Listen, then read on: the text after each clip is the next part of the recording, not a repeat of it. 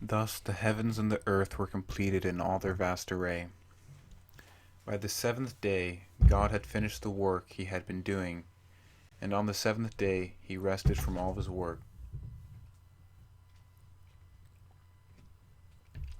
Then God blessed the seventh day and made it holy, because on it he rested from all the work of creating that he had done. This is the account of the heavens and the earth when they were created, when the Lord God had made the earth and the heavens.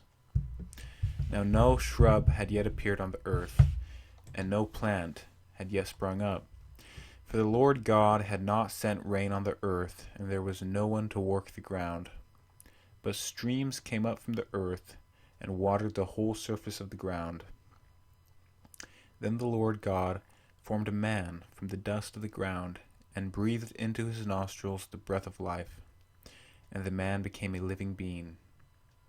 Now the Lord God had planted a garden in the east, in Eden, and there he put the man he had formed.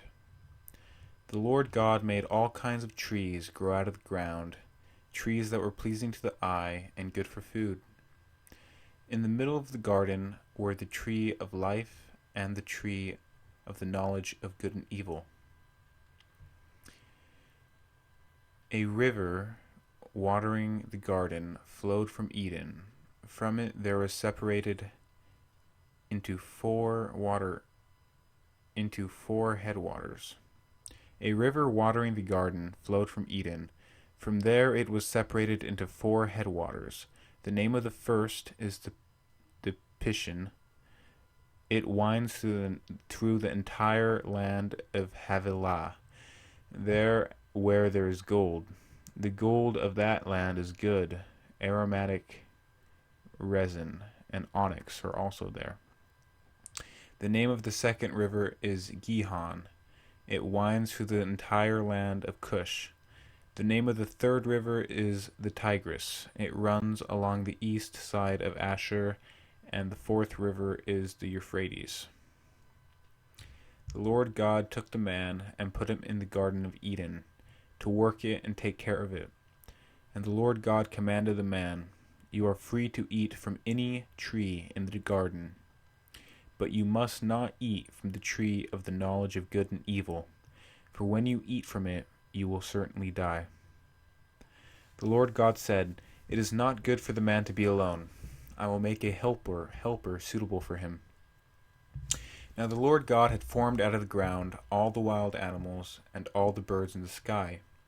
He brought them to the man to see what he would name them, and whatever the man called each living creature, that was its name. So the man gave names to all the livestock, the birds in the sky, and all the wild animals. But for Adam no suitable helper was found.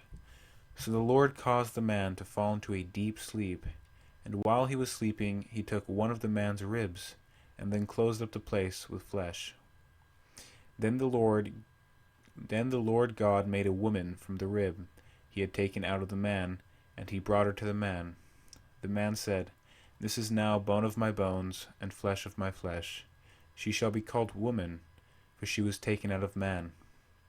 That is why a man leaves his father and mother and is united to his wife, and they become one flesh. Adam and his wife were both naked, and they felt no shame.